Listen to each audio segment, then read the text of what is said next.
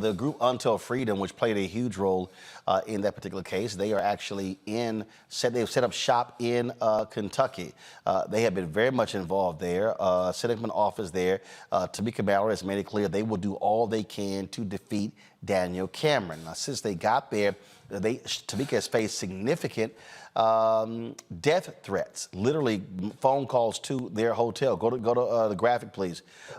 This was posted right here, because she posted something earlier on social media on Sunday. We shared it on Monday.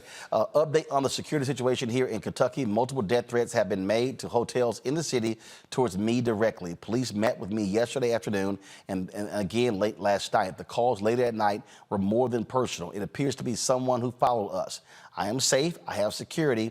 I truly believe I will be okay. Sharing so these cowards know our world army is aware and on guard.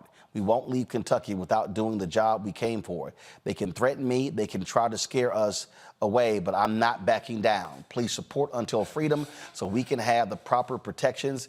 www.untillfreedom.com. Even $10 will help. Vote for Breonna. #Stop Cameron, period. That right there sounds like some folks are kind of scared of the mobilization organization of Untill Freedom there in Kentucky. Scott? Yeah, absolutely. I mean, Tamika's a fearsome fighter, and threats aren't going to stop her. She's a sister from New York and just a really strong young leader. And so we ought to all be writing checks or giving to Untill Freedom. But more importantly, them being on the ground means that these third-party groups, right, that you advocate for us giving money to, who will affect voting rights, who will affect get out the vote, voter education, voter participation, is where the real action is. And she's in the thick of it with her people. So hats off to her. Full applause for her, and stopping Cameron is period and full stop. So, I mean, God bless her. I mean, this right here, Rebecca, to Scott's point, is why I keep saying that. I mean, the reality is, if you're giving money to Untill Freedom, if you're giving money to Repairs of the Breach, the Poor People's Campaign, if you're giving money to Black Voters Matter, if you're giving money to Georgia Stand Up and so many others, these are people who literally are on the ground. They're not going to be sitting here wasting their money on TV ads and all that sort of stuff these white Democratic consultants or these other consultants do. They understand we got to go to the voters where they are, and so supporting them in this case, look, Untill Freedom needs people's support for security. Security is very expensive, and these people are literally protecting their lives.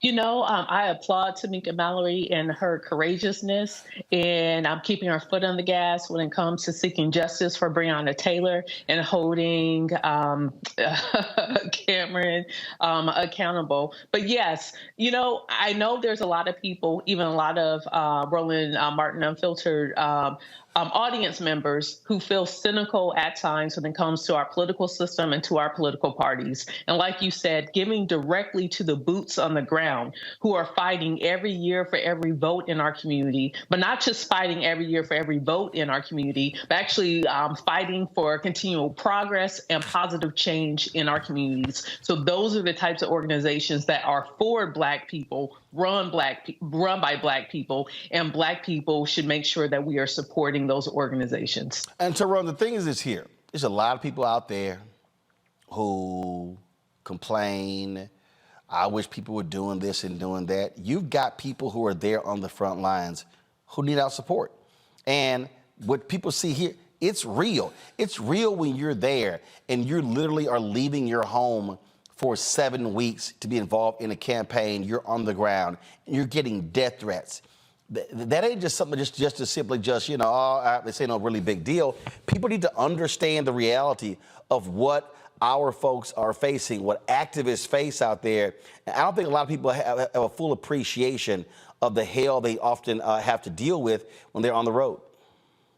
Well, I think sometimes, to be fair, if you're actually really doing this work, if you really are grassroots and boots on the ground and putting that work in, sometimes you get so involved in that work that you don't think about the importance of messaging and telling people what your work actually is.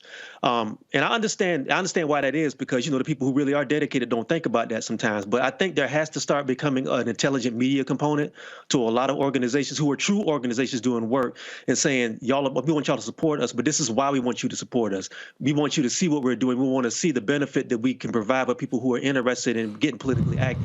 I think that's part of it as well. That has to start happening too. Pull the graphic back up. Tell people where they can actually go to give support. First of all, let me do this here. You can their Cash App is $Untill Freedom. Cash App is $Untill Freedom.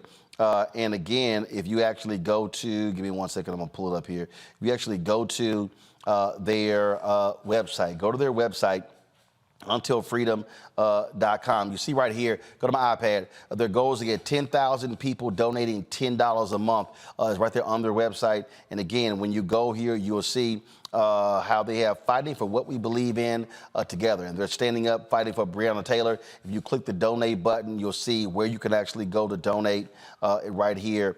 And so all the information is right there.